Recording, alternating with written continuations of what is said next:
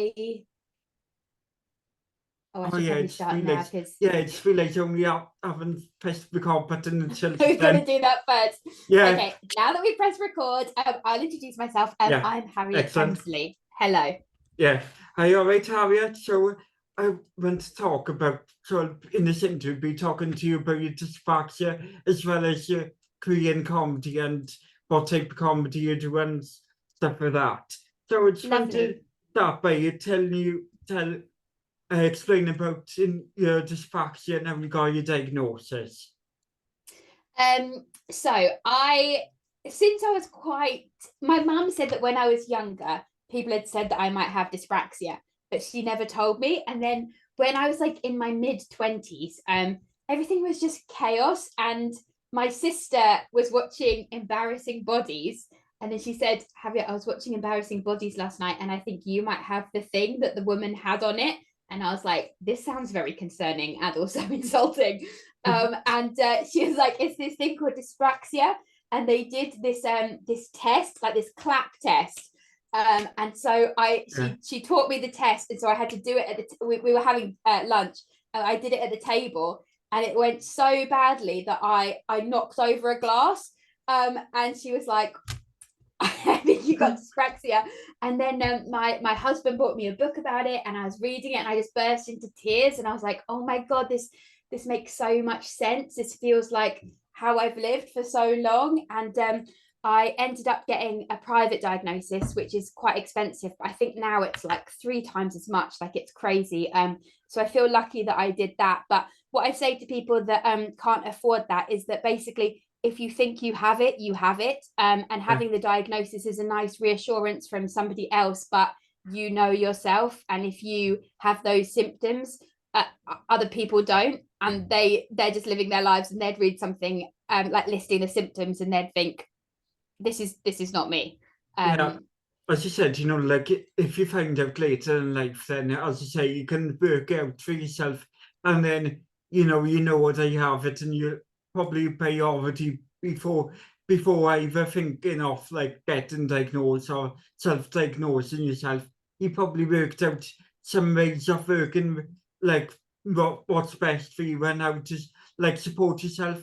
And I Yeah, guess by that age, you probably worked out different ways of supporting yourself and like ways of coping with having dyspraxia. I would say though that I hadn't at that point. Learning about it and finding out about it, that was the point when my life changed massively, because I really started to put things in place that really helped me. And these like little tiny tools that mean that I just don't live in as much chaos as I used to. And so I think there are so many good books about it, and like even the internet like has so many things that just, if you just try and follow these things, it can really make a difference. So what was the like tools and the books that when you were like found out you were dyspraxic and got told, as you said, by your sister that you probably dyspraxic from her watching Embarrassing Bodies, and then Bobby buying you the book. So what was the things that you started to think that I could put into like my daily life to make those things easier for yourself?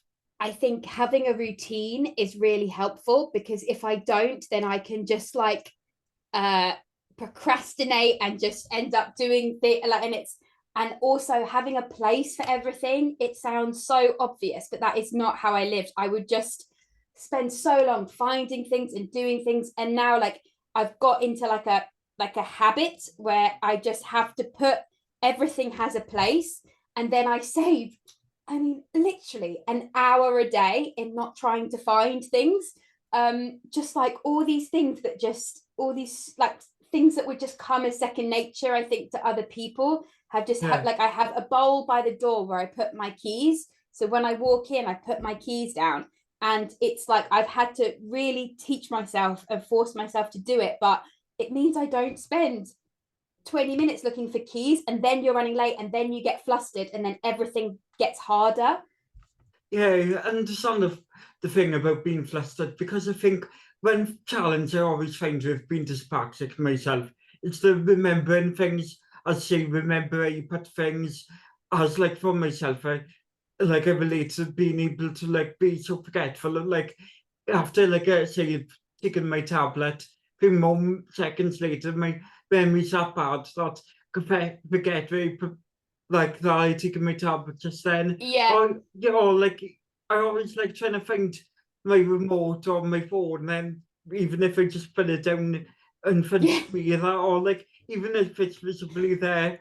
So I'd say, you know, like I was diagnosed when I was like about 6 or 7, and even at getting diagnosed that young, I'm still working out ways of coping with it and finding things, because I'm still bit like living in a bit of a mess of trying to remember where I put things.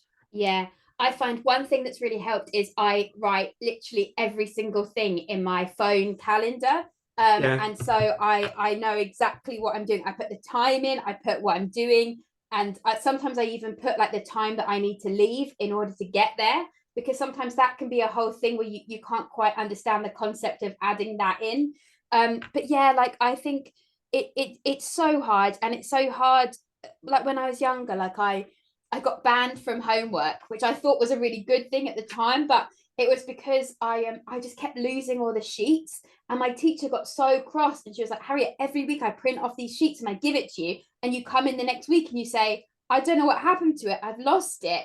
And so then it affects kind of your ability to work and to study and to learn, and it yeah. affects your self-esteem as well, because you think, why can't I look after a sheet? Like, it doesn't Yeah, make any sense.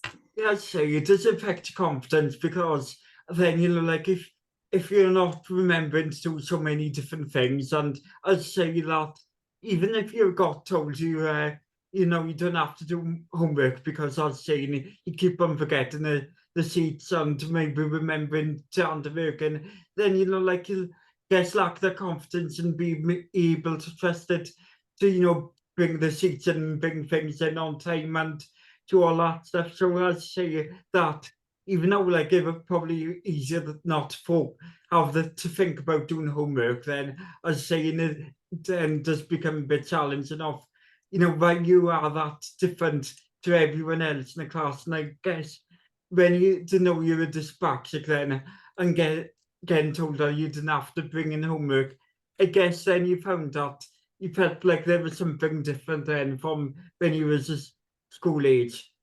Yeah, yeah, and I think that it's just really, it's just hard, like just feeling like I think this phrase comes up a lot with dyspraxia, but like you're living in chaos, and Yeah, everyone else just seems to be able to function in a normal way, and then you just think, you just, and you arrive somewhere and you're just like, you're all over the place, and like you just feel. And then I think the problem is, once I this is why I try and live like so like carefully, because once I get flustered, it's like it's this knock-on effect where the whole day, Bobby calls them, my husband calls them my dyspraxic days, where just the whole thing can just go yeah. wrong, because everything gets off, and then you're on another planet.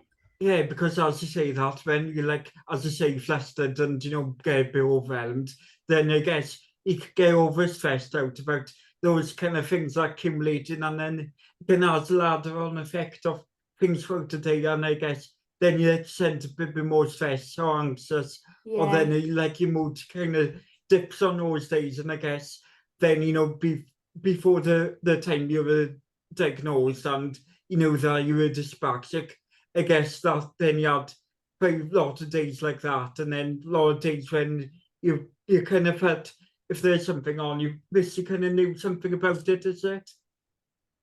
So what? Say that last thing once, Oh please. yeah, I Sorry. was saying that, you know, because you was flustered then, you know, when you was younger, those dyspraxic days of when you was like struggling with certain things, then it was just trying to say that, I guess then you went on certain days, you wish that you knew that you were dyspraxic, just so you Yes. could make those things easier. And that's what's made it so much better, knowing the last, I don't know how long it's been since I got diagnosed, like maybe like 6 or 7 years, maybe. It's like it's just made me like have like, I think so often when you make mistakes, your voice in your head can be so mean, and it just makes you go, you're so stupid, like, why can't you do this like simple thing that everyone else is managing? And then you'll get flustered, and then you'll spill something else, and then you'll do this other thing, and then it's just like you just feel so embarrassed in your own skin. And I think knowing it really has, and like reading about it has allowed me to have some compassion about it, and also like lean into it and be like, there are really brilliant things that come with having it, and things like dyspraxics are so funny and like fun to be with, and they don't take things, in general, they don't take things very seriously, and I think one of the things we're so good at is just making mistakes over and over and over again and just keeping on going. And I think that's like really helped me in so many ways in my life. Like doing stand up, you fail so often, and it's like can be humiliating when you say something you think is funny and people don't laugh, but because we're so used to embarrassment, it doesn't faze us, so we can do things that other people find much harder.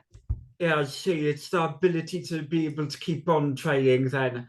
And so, as just going back on, like, as you said, about when you were diagnosed, so what was like then when you're like told to like your mother and your parents that you're dyspraxic, and you know you write a family, as you said that you hinted earlier on in the podcast interview that she was told before by people who knew that you probably were dyspraxic then. So what were your family's knowledge of dyspraxia, and then and what do you find were the things that you found out from telling your family then and looking back at your childhood then? I think I will say nobody that was close to me was surprised. I think everyone was very I was lucky. Everyone was very like sweet about it, and I think I have always been good at laughing at it, which I think a lot of dyspraxics are. I mean, sometimes it can feel bad, but I think they all kind of shared their like stories of me like doing something. Like there was this time apparently when I was sat in the back of the car and I had an ice cream, and I went to lift up one hand but then got confused between my hands and lifted up my hand with the ice cream, and then they said there's a stain on the ceiling and there has like of the car, like just because I got my hands confused, and it got ice cream everywhere. And every meal my mum was like, you would spill something, and she was like, it was so frustrating because I would get you all sat down and then you would spill a drink. And she when I was younger, she like banned me from sitting on the sofa if I wasn't allowed in the living room if I was having a drink because I'd just spill it. And I think it helped in a way for everyone to have a bit of compassion and think this isn't something I'm doing on purpose, or I'm not being like lazy or careless. This is just me, I guess. As you say that, it's like with like drinks, start I never had carpet in the house, like you know. We don't have carpet for a reason. It just happened too often. And as you've seen that, you know, with your parents, I guess then, like I guess before you even diagnosed, then I guess they already noticed things that without knowing you were dyspraxic, they must know notice things where, you know, it was like part of who you are, that you was maybe a bit more clumsy and made more mistakes practically then, rather than, you know, as saying that, and that guess them already can have like an understanding and empathy. At least that made things easier for you when you were younger. And I guess that probably made you a bit more comfortable in seeing a funny side in things. Yeah, definitely. I think it can be, I think people can be quite mean sometimes, and I think and lack a kind of understanding and get frustrated with people with dyspraxia. And I think you need to try and move away from those people, you know, like that was one good thing my husband was really good at. Like he was good at very being like compassionate about it, and he'd be like, he made like a dyspraxia fund, and so every time I broke something and I just like felt like so stupid, he'd be like, it's fine, it comes out of the dyspraxia fund, you know, like that. And I think things like that, just having kindness, other people having kindness makes it so much easier. And I think if people aren't being very nice or very understanding, then definitely move away from those people and Yeah. spend less time with those people. As you It's said, difficult if it's family, I guess, but I yeah. suppose if you got people who are like a bit more kind and compassionate and supportive, I guess then that's helpful to see the more funnier side and laugh things off. And then Yeah, and you get less panicked, and so you make yeah, less mistakes. It's a weird circle. yeah, as I said, because like as I said with the panic, then it's like, you know, like if you're more anxious or nervous, then of course things would have been you'd be able to meet more errors. And then, as I said, if you've been more comfortable within yourself, like I am, then I'll, you know, like if you made some sort of error, you'll start to have a laugh with it. Yeah. Yeah. And so would you think like being able to like fine tune it, would you see that's part of, like you say, into getting into comedy? Yeah, I think it's been a really helpful thing with comedy in that you're so used to laughing at yourself from a young age. I think there's quite a few dyspraxics that do comedy, and it's it's definitely like I really recommend. Do you know Don Biswas? Yeah, Yeah, he's very funny, and I think I think we just are good at seeing the funny side of things, and we also have a really tough skin, which is what you need for things like that. In order to kind of put yourself out there, you need to be able to laugh at yourself and yeah. fail. Yeah, I was saying that I noticed there's quite a few neurodivergent people in Mm. the comedy sector. And I'd say we have if in comedy, it does take a thick skin and, you know, like something to be able to come, as you say, like off like certain like gigs, you know, like if you'd had when, you know, that didn't go that great, it takes a lot to come back from that and to be able to try it again and learn from that mistakes. I'd say that it does take something from in yourself. And as I like think that it must take something to like put together so like find like I'd say you found out that you can be quite funny and then I'd say it's quite a big thing to translate being funny into, you know, like a whole comedy act and being a comedian. Um, I think I think the key that I found is just doing it over and over and over again, so that you like I used to be like very shy when I was younger, and it's definitely helped with that. Um, but it is one of those things, I think, where just the more you do it, the easier it is, and the more you become yourself on stage. I think that was the things I found harder, like to like now when gigs go well, like I feel like my best self, and often like I'll knock something over, or I'll like, but it's like it's and it's slightly chaotic. Like I get Yeah, reviews and things saying that it is like kind of a chaotic fun. But that's kind of it. I think lean into the things that make you you, and yeah. try to keep just getting on stage until you feel like you're kind of the most you. Yeah, I was saying that, you know, like I could see like that you lent into like different aspects of yourself, like many comedians do, you know, different parts of your identity and parts of who you are.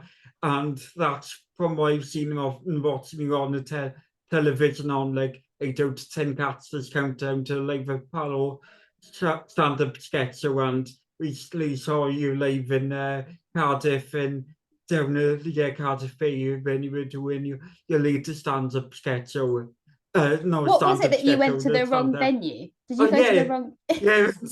Oh no, I went to the right one, but they booked for the wrong venue on the wrong date. Oh Like no. yeah, like yeah, it was really on that night. And look, I was there, you know, I was checking people in, and I was thinking, oh, I, I was, you know, I was thinking that, oh, I've booked for the, you know, your act, or so. And then the lady was like, oh, hold on, you kind of booked for Birmingham on like Oh 7th of November. And I was just glad that I was like, I wouldn't have to do that. But laughing at myself and like shocked. But Lucy was like very great, you know, like all this like space for like a table and you know, guys sit down. And Lisa was quite good seats. I could, you know, And she let you just yeah, come in. You didn't have to buy another ticket. Okay, great. yeah, great stuff at the club, yeah. Yeah, they're lovely there. They're so Yeah, nice. Oh God, yeah, it's just things like that. I think yeah, when you can have fun of it, I think the times I found it hardest is when I have to like pretend that when I was younger, I definitely felt like I had to pretend to be really together, and then it yeah, would like all come like tumbling out in like the worst ways. And so just trying to be like, oh well, this yeah. is gonna happen, now and I again. I suppose as you say, when you know, like it comes tumbling out when you're trying to, you know, like bring yourself, like feel like you got yourself together. I guess that's sort of like probably when you did job interviews and you know, like did Yeah, the standard, you know, like 9 to 5 job and yeah, like it's in so hard. like studying in university stuff like that. I Yeah, guess then was real challenge when you're adulting, and then I guess when you like started doing something like comedy and something creative like that, I guess then you started being able like and be natural self. That then, as you're saying, it's not like you're doing job interviews or like doing certain tasks where you're like, you know, booking in people with appointments or like doing any secretary yeah, office work. Then I guess yeah. you found the space where you can start to be yourself, as you're saying, you be able to be some parts of yourself on stage. Yeah, I think definitely. I feel very lucky in that, and I think it's so hard because I really like I struggled to get jobs, and then I'd get a job, and I would just never do very well at it. I worked in a bar, and I flooded the basement once because I like would break so many glasses, and then I worked booking hospital appointments, and I wouldn't know how to use a fax machine, and it just feels like so much pressure, like having to do like regular tasks. And so Yeah, I do feel very lucky to have found a job where I can be myself. And I hope, and I think in a lot of jobs, people in like 50-50, I think some people would just be like kind and like see it, like have a sense of humor and be like nice about it. But I think it's very yeah, hard if you're in an environment where people get cross, or like they're like yeah. you have to pretend, and then you're just like, oh God, this is so hard to function with. As you were saying that, when you were like, as you like doing like something like bar work or waitressing, as you're saying with like struggles for those simple tasks, when you're like struggling that on day-to-day basis, as you're saying, even though like some people can be quite kind and understand, and then it's guess it's that struggle with it being day to day, and you know, like certain issues like that, then it can, as I said earlier, that certain struggles can then knock on your confidence. Yeah, definitely. Yeah, I was a waitress, and that was a disaster. I once spilt soup all over this woman's head, like a whole bowl of soup. And it was like in the middle of the day, and she was wearing this like light colored suit, and she was so covered in like green soup. I can't even describe to you, like through her hair. And she like yelled at me, and like, which is fair enough, like she was just minding her own business, and she was covered. It might have been hot. And then I burst into tears, and I ran into the kitchen, and I felt so bad. But also like when people get cross, it just makes it so like you just feel so like stupid. And yeah. then she ended up coming and having to apologize to me because she made me Oh, cry, and I was like, I think this is the wrong way around. But my boss then, he didn't really get it. But it's fair enough. I mean, if you're yeah, being a waitress, you don't yeah, you need to be quite together. yeah. I know. I mean, oh, yeah, because it would be wrestling like at least it's hopefully it's just fat or any hot soup then. Yeah, Yeah, you because shouldn't be around hot soup with yeah, dyspraxia, I think. Yeah. yeah, because like I always find, you know, when you're in restaurants, I wouldn't know how to like, you know, when you see the people with the plate stacked up on like Yes. several out, that stuff I find like, you know, it's you know, like struggle of how you would know how to carry all that on your arms like that. So I guess with comedy then I guess you found you like ways of like happy that you can do things in the way you want to and not having to do tasks that, you know, like you struggle and can find a way you're thriving. Yeah, it's really nice. And I often feel, yeah, especially as I was really shy when I was younger, it's really nice to feel like you can be yourself and be like liked for that. Like that feels really nice, because it's not always been easy to feel like I can be myself or say what I think. And comedy is all about saying what you think in the moment and being like I think being like honest. I think that's where some of the best comedy comes from, and that's not always come naturally. And so it's really helped me be myself, I think. Yeah, I say like there's very few comedians who are neurodivergent and people in the arts, and I think it's a space in an area that works best for neurodivergent people, as I like you would know there's a lot of people in comedy who have ADHD and stuff like that. Yeah, well, I think that's why neurodivergent people are so good, because they think differently to other people, and so it's like we often have perspectives that other people are like have. It's not the normal thought. We think of things like oddly, and that's where comedy can come from. Yeah, and as I saying, it's like that you can probably like feel a bit more control and have a bit more agency in a space, and like you can be able to write stuff. And I think writing comedy and stuff like that is quite important for the neurodivergent people, like as I found with yourself, as that when I saw you on TV doing like 8 out of 10 cats this countdown, that was like one of the first times I seen like dyspraxia mentioned on TV, and then I think as a person who's dyspraxic or like a neurodivergent, it's quite important to see like another neurodivergent person talk about on TV. Yeah, I think it's good, and I think that I think if you can see someone, I don't know, it's like it's the same thing as like being like a woman in stand-up. Like it's like seeing other women do it makes you think you can do it and makes you feel like things are possible, I think. And so I don't know, I think I like talking about it, because I think if I had known, or people that might know that they're dyspraxic and they watch it, they think, oh, I could do that, that's probably a thing that would suit me, doing comedy. So I think it's helpful. I was just saying about like women in comedy, I guess when you like started in comedy or before that, I guess from what you like seen in comedy and like your favorite comedians or comedy shows would have been like women that you may have related to or like found quite relatable. And I think that's a very important thing in comedy, that I think you more feel naturally to laugh and enjoy somebody you find who you can relate to in the comedy that you're speaking about. As I think with comedy, it's a good space of finding somebody to relate to and feel less alone, or a bit like a bit more happy and positive in yourself. As you say, with like dyspraxia, sometimes you can find ways of finding humor in that.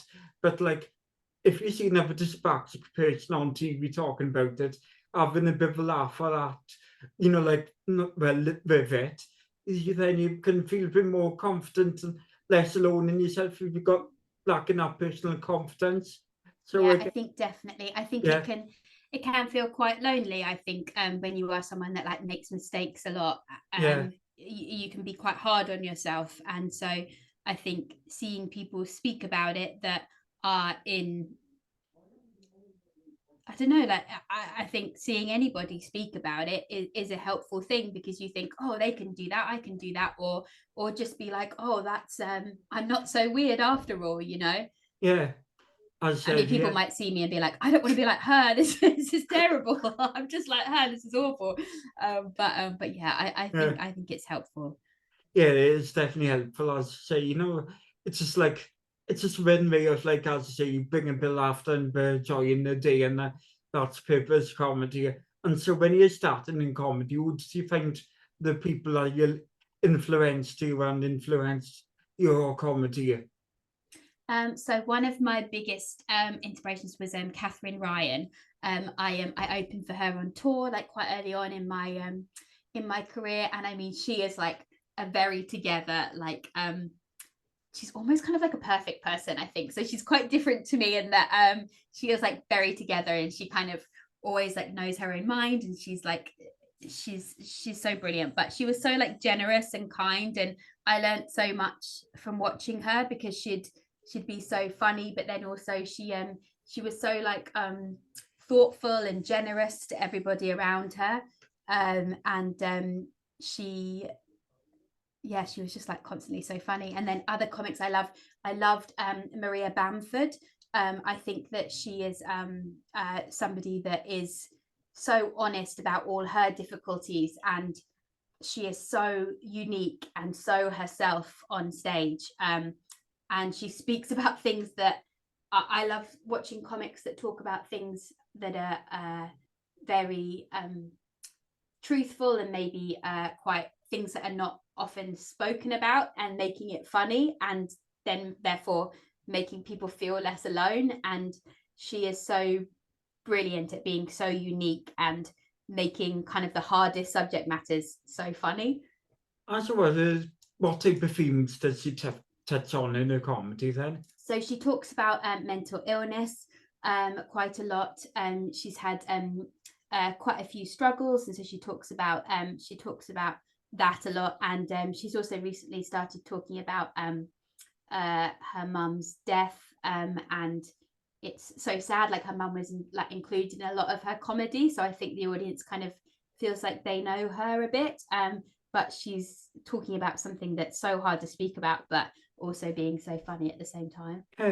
It kind of takes quite a skill and talent to find a way of, telling that in humorous vein and getting the tone right. And as you're saying, it's important to, address these themes and like talk about things, as you say, that can be quite difficult to talk about when there's space of comedy. About sometimes it's not like it's a more easier space in a way to talk about it and kind of feel comforted from that conversation. Yeah, absolutely. Yeah. And so what, like, did as you say, she them speak honestly about themselves and being quite authentic on their own life experience, has influenced some of the themes and stuff you talked about in your own comedy?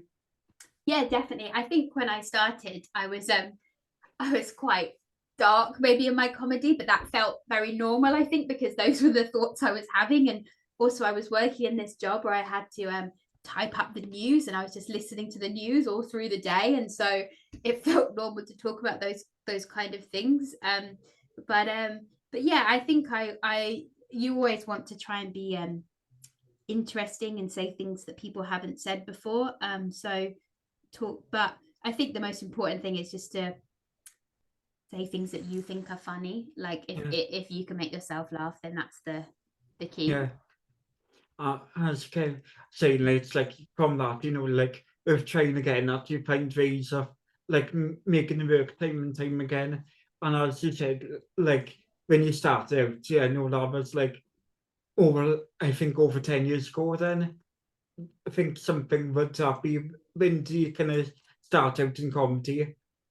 Yeah, so I started like over 10 years ago, and I think one of the things that it just I especially doing my tour show, I have so much fun. Like, I really, it makes me feel really nice when people laugh and they connect to what you're saying, and I can be silly and I think say what I think, and it can be really fun, and I really feel like myself. I think I used to find it very difficult to talk to people and connect, and so when people are laughing at things that I say, it feels really good. So I think that's why it's so nice to keep doing it, because as I say, like even if you have started off by not having the best of yourself, then I guess when you get out on stage, start doing your comedy,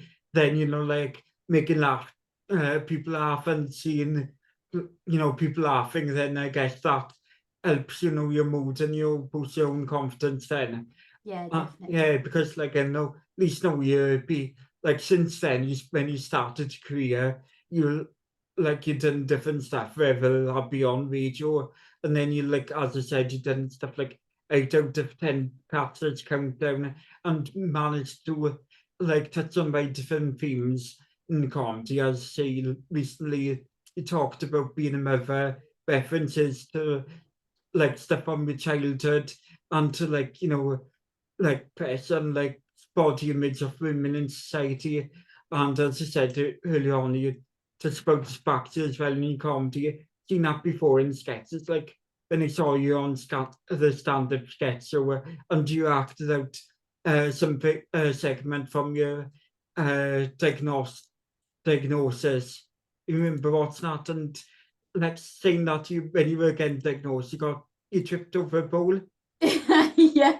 So in the joke, I say that the professor walked in and I had my foot stuck in a bowl, but it actually happened when I was on the phone doing an over the phone diagnosis. I got so panicked and I was just walking, I was like pacing in the living room, and then I got my foot in this bowl that was on the ground and it got stuck on my foot. And then I was saying, sorry, just give me one moment while I just get this bowl off of my foot. And then he was I think you have dyspraxia. I think you don't need to do this test, because somehow I'd got my foot stuck in a bowl while just talking to the guy. And yeah, so yeah, that was a bit of my stand up for a while.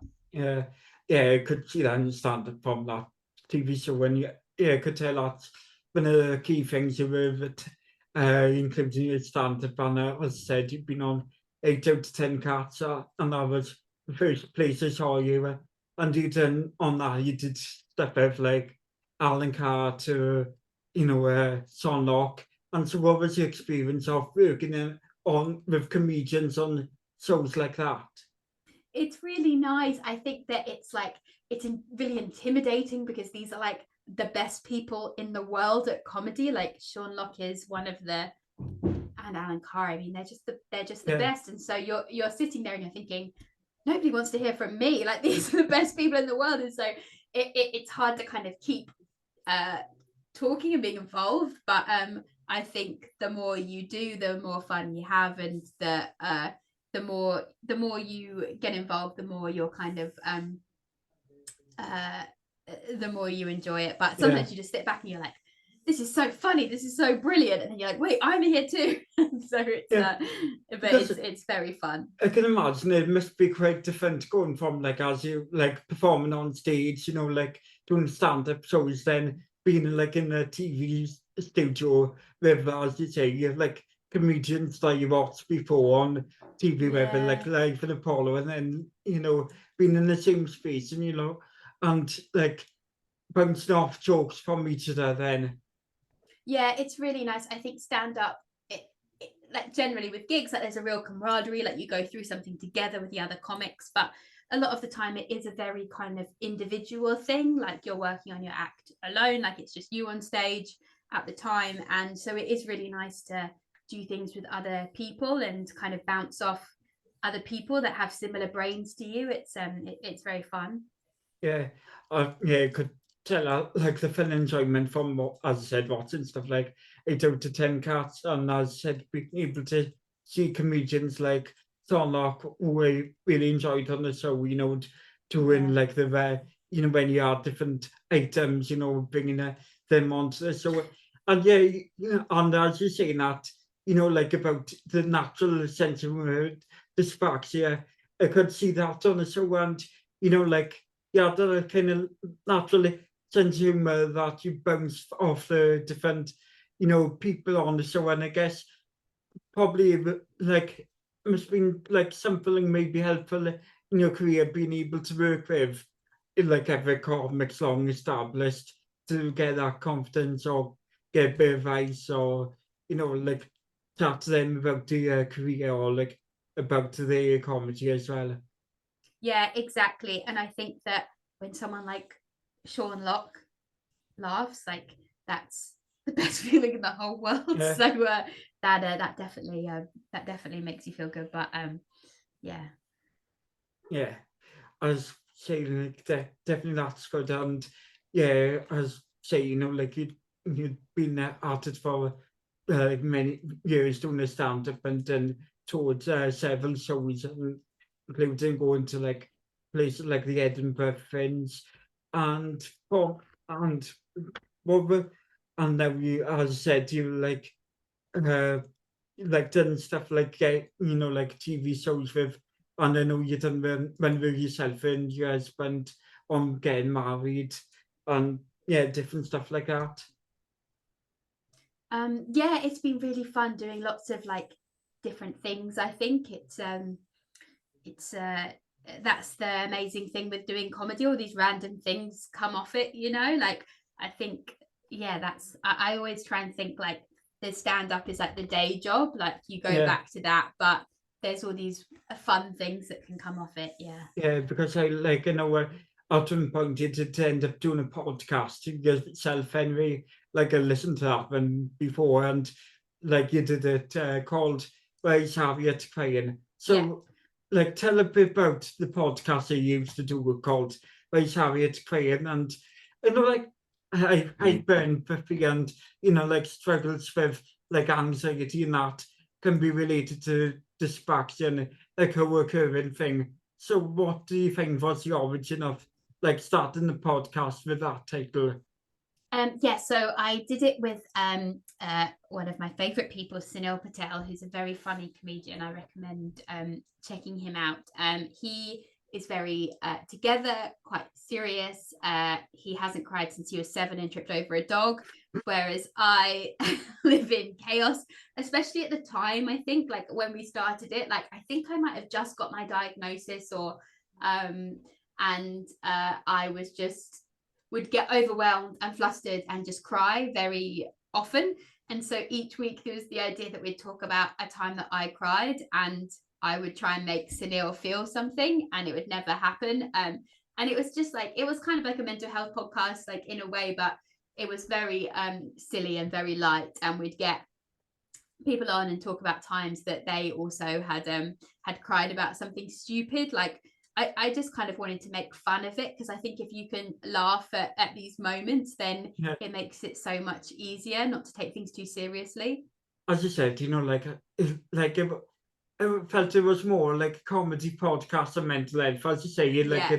it, like touch on moments of like, I'd say getting pretty overwhelmed or over emotional, but I say like it was very much for the comedy factor, as like there would be like the point in each episode where you would find like a random news story or like random video where you would read off to someone about like certain thing that you thought was a sad story and try to make him like play on the And he'd just podcast. get angry. Yeah, Yeah.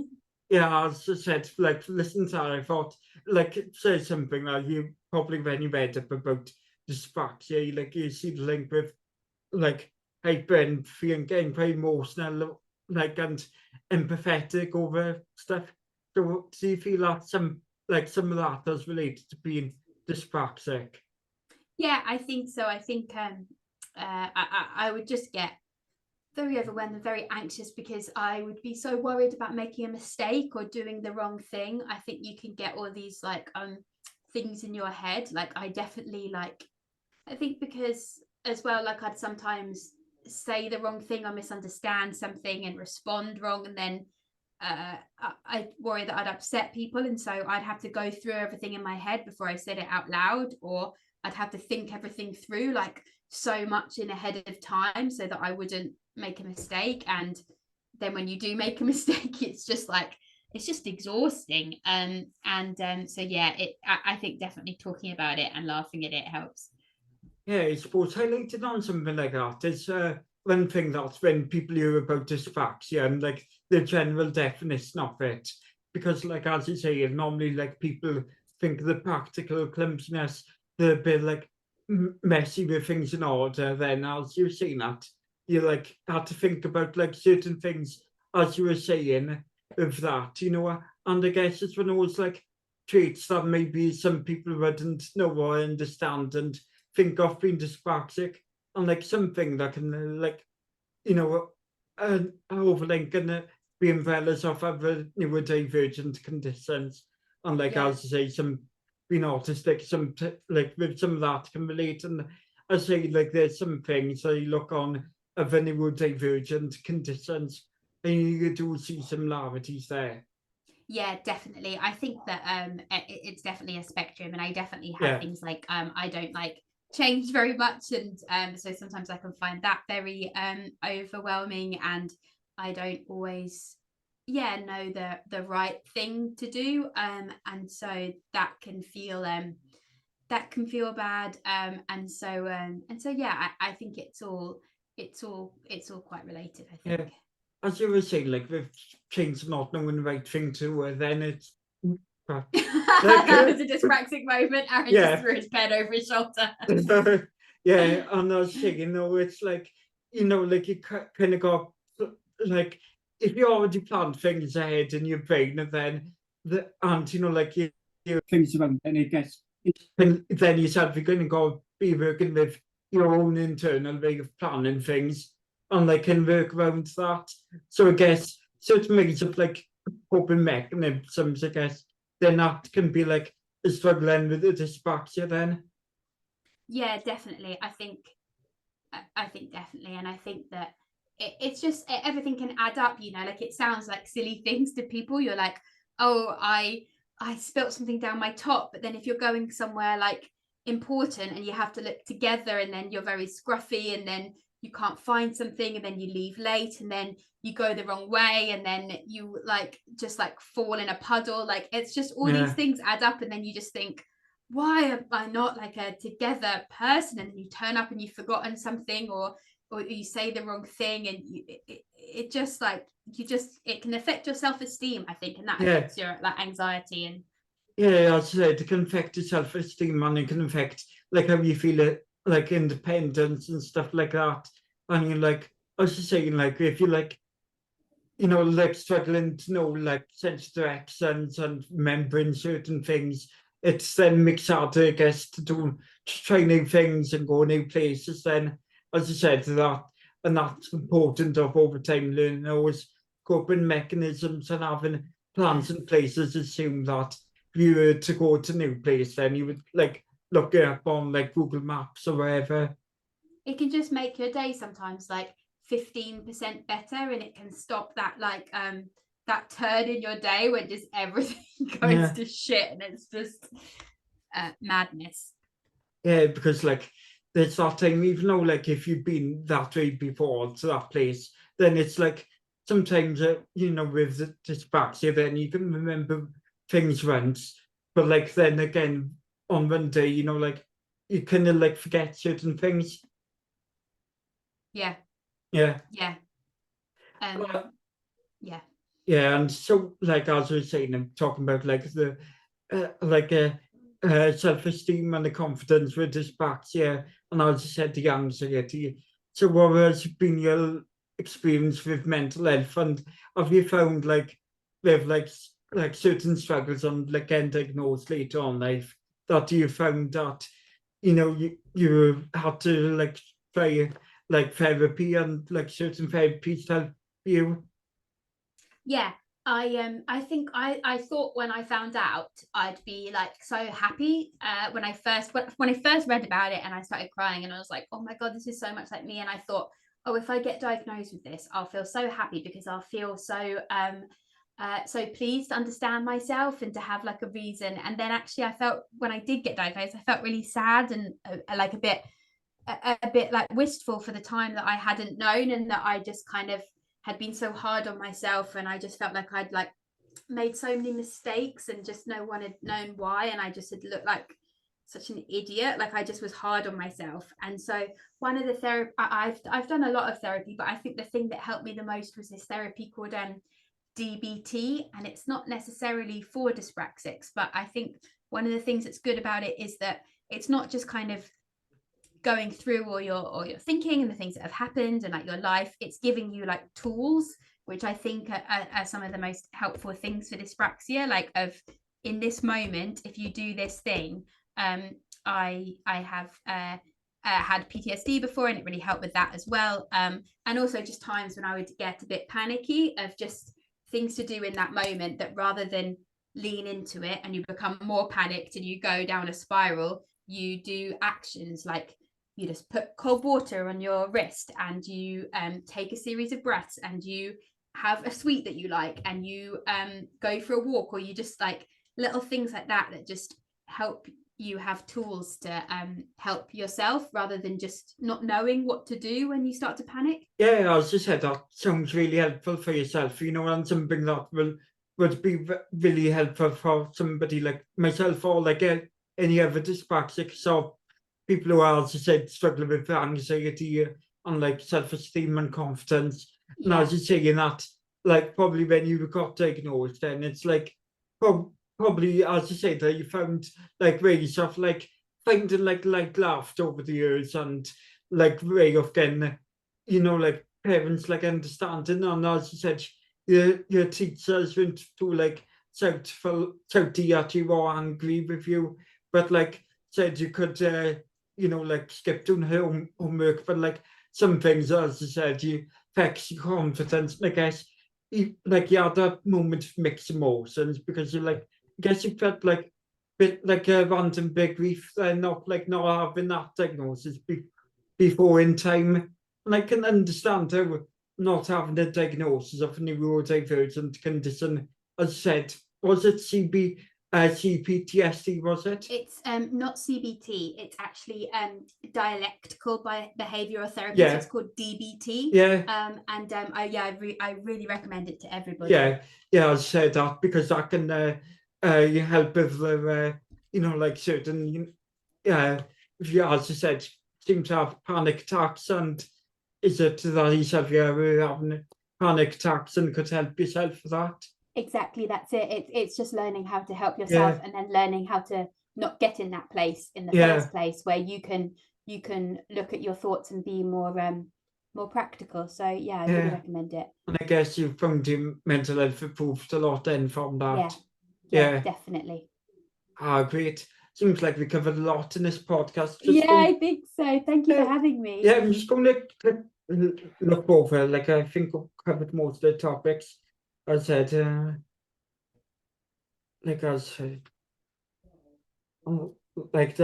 covered stuff for the podcast, and you know, like looking back on like your memories on your childhood and that, and so probably like since we discussed a lot now, and to like talk about like if there's anything else you wish to say that you haven't said already on a podcast, and stuff either about dyspraxia or comedy or anything else in life you want to start in it.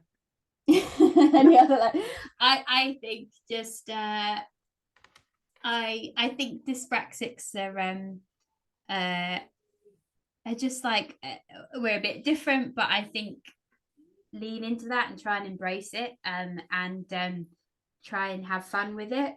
I know it can be really hard, but actually it's a really cool thing that can mean that you have a lot of like really good things that other people don't have. And I think reading about it and understanding it really helps, and trying to put in routines, because I think the more routine that you have, the easier it is to automatically do things rather than automatically do the worst thing. It's trying to, and everything will take you longer, and just try and be kind to yourself. It's hard enough, you know.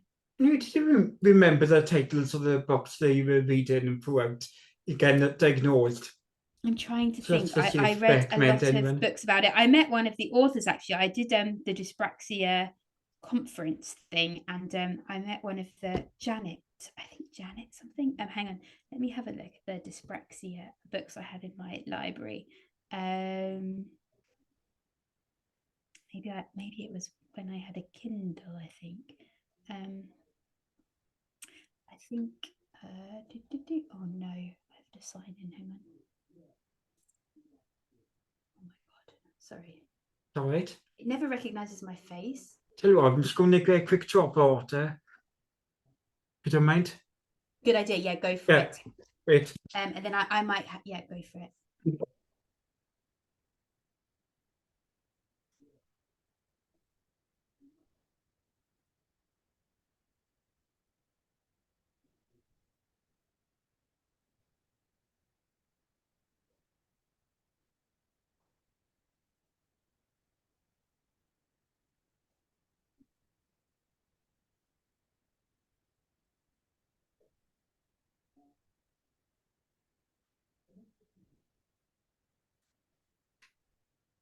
Yes, I think I am going to have to leave soon because I've just seen the time to put my baby to bed. But yes, the books that I read were Janet Taylor, I think, is who I met, who's Yeah. written about it quite a lot. So dyspraxic adults surviving in a non-dyspraxic world, Yeah. living with dyspraxia, Caged in Chaos by Victoria Biggs.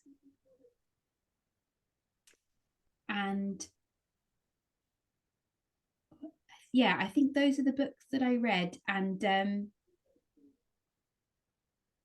another book I found quite helpful, I haven't finished it, I've only read a chapter bit, and I'm starting to read it, but Atomic Habits, I think that might be quite a good book for learning how to kind of get into. Excellent. Routines. And as I said, we're wrapping up with the podcast. So is there anything you want to plug and promote at the end? Well, I'm going to be filming my stand-up show, and it's kind of an amalgamation of my last show, Slutty Joan, and my new show, Honeysuckle Island. And so I'm doing like a kind of best of those shows, which I'm going to be filming, I think the 6th or 7th of March. It's not confirmed yet, but I'll put about it on my Instagram. So my Instagram's at Harriet Kemsley, or the same on Twitter. And so I'll write when I'm doing that. So it'd be great to have people come and watch, or if not, it will be available online at some point afterwards. Excellent, thanks. And also, tend to, if you've got enough time, tend to ask any guests, one thing would make the world a bit better for a neurodivergent person. Any, thoughts on that? Anything better? To make things better, I think teleporting. I think that would be a really helpful thing. Then we don't have to get on a bus or have to work out where we're going. I think if we could just teleport, that would really make life much easier. Okay, teleportation, that's the thing. If someone can invent that, please, that would really help. Yeah, it would be quite handy and convenient. You know, easier than taking a bus. Yeah. Thanks you very much for coming on the podcast. Thanks Harriet. so much, Aaron. Nice to chat to you. Thanks you very much. I'll just stop the record and hang on. Yeah, that's